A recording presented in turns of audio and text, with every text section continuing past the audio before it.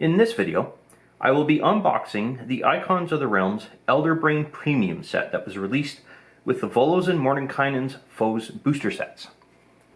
But before I get into that, I do need to pass along a warning, much like I have done in the previous videos. These miniatures and kits are meant for individuals that are 14 or older, so if you have small children or pets that like to get into tiny things, be careful, as they can constitute a choking hazard. Once again, this video is not sponsored by anyone, nor am I affiliated with Wizkids or NECA in any way. And the intent is really to expose you to my reaction to opening these kits and seeing the miniatures and tokens for the first time. This particular kit cost more than I was expecting. Almost the same as what I paid for the Tomb and Traps set from Tomb of Annihilation. Even though it has 1/5 the number of parts that are included in this particular kit. I hope you will enjoy this particular experience of me opening up this particular kit, and I look forward to seeing the comments in the area below. So let's get started. So this particular kit doesn't have as much in the way of artwork as the other kits have had. There's a sort of the bit of an effect here, but it's a recreation of what we saw on the Volo and Mordenkainen's booster kits. Some of it also in the background here, a little bit more in the way of detail behind the individual objects, but it's still a pretty good design on the box itself. I do like the fact that you can see inside of the actual kit itself to actually see what the parts are. So let's go ahead and open this up.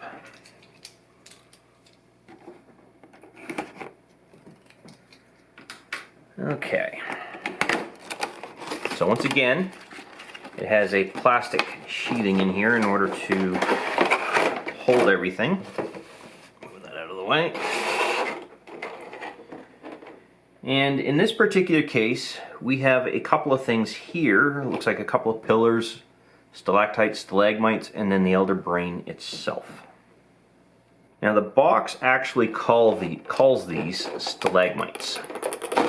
But that's primarily because when you're putting down a dungeon, and that went right through that plastic there, when you're putting down the dungeon, and again, so the trick here is, I guess, be careful when you're opening this.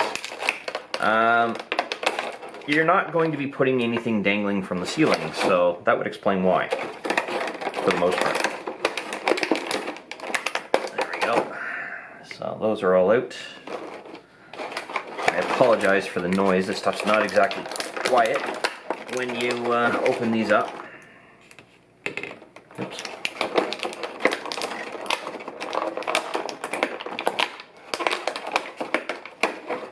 There we go. And there's a little bit of a protective cover over the brain. And that just slides right out. So let's move this out of the way. And let's have a look. So we have the Elderbrain here. That is actually really terrifyingly disgusting.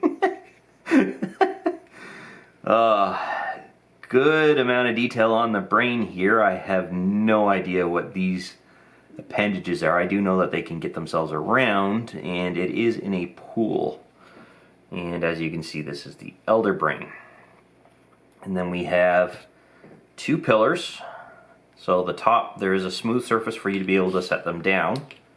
And then there's a rough upper part. This one is slightly bent. Little bit more so than the other one is, but not by much. So if you take a look there, you can see that this one is bent a little bit more. Now that may be a side effect of me pulling it out, but I do not believe so. And in any respect, it adds a little bit of variety to the piece, so I'm not overly worried about that. Then we have the stalagmites. So we have two that have a double spoke on them, and then we have two that have a single spoke on them. And obviously there's a flat surface here for you to be able to set them down like that. So I've gone ahead and zoomed in so that you can actually see these in a little bit more detail. So there is definitely a distinct effect here that does remind me of a stalactite. But I do see a bit of a printer mark here. I don't know if you can catch that up on the camera. So it tells me that they've taken two pieces and possibly glued them together, or it's an artifact of the printing or pressing process. But you really have to look for it in order to see it, so it doesn't really detract in any way from the piece. Yeah, and you can just barely make it out on the other one, so it looks like it just might be a side effect.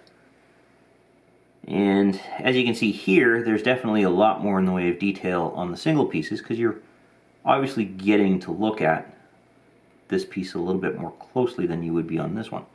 But there's still a fair amount of detail if you take a look on and compare them both. Nevertheless, these are pretty good. So let's take a look at the pillars.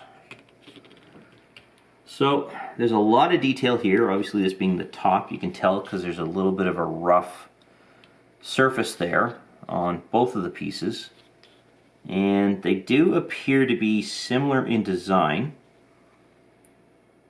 Just looks like this one might have slumped a little when it was cooling, but that is perfectly fine. As I said, it gives you a little bit more in the way of a difference between the two pieces, so that you don't necessarily have two pillars that look 100% of the same that aren't necessarily a manufactured piece, meaning that men or elves or dwarves or creatures of any kind of the Underdark didn't create these manually. So a lot of detail in the actual pieces, which is really good, and it definitely sells to me that this is meant to be a pillar between the cave ceiling and maybe the floor. And then there's the Elderbrain. There is a lot of detail here. We've got these things that act as, look like arms and some legs that they're able to walk around on. There's in a pool here.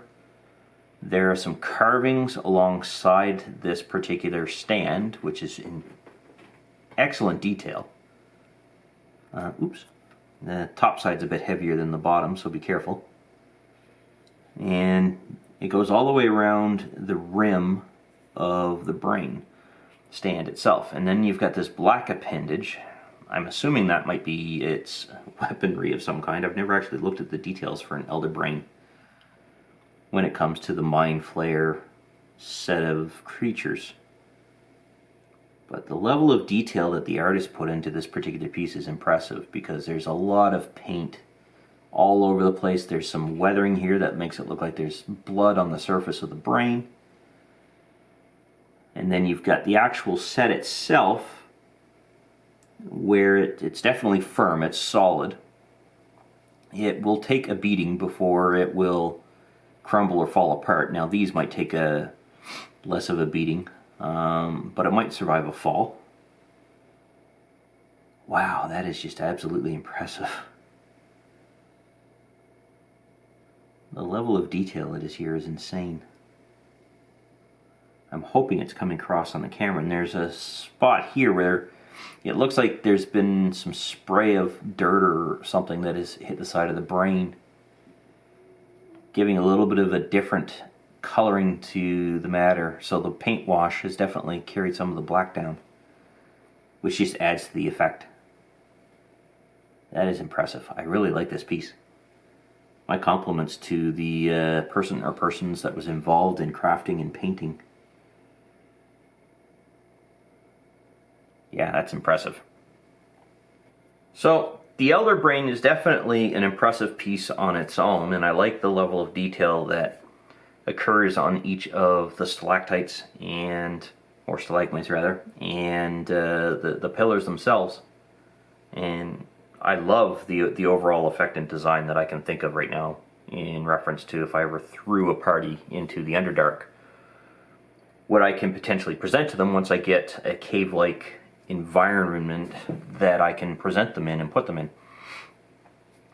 But overall, I'm quite impressed with the overall design and appearance of the Elderbrain and its accessories. The cost might be a little bit on the high side, but in general, expect to pay somewhere between $50 to $100 equivalent for it, and that is either US or Canadian. I'm not sure what it would cost in Europe in any way, shape, or form. I don't know what those costs would be looking at from a euros perspective or anything like that. But no, I like the, I love this. This is actually pretty good. Although I'm going to set that like that. Just because I don't want the weight all on that or on any of these appendages. Anyway, I hope you enjoyed this. It wasn't as long as the other one, but that's because there's definitely fewer parts than was in the Tome of Annihilation one. And I look forward to seeing you in the next video.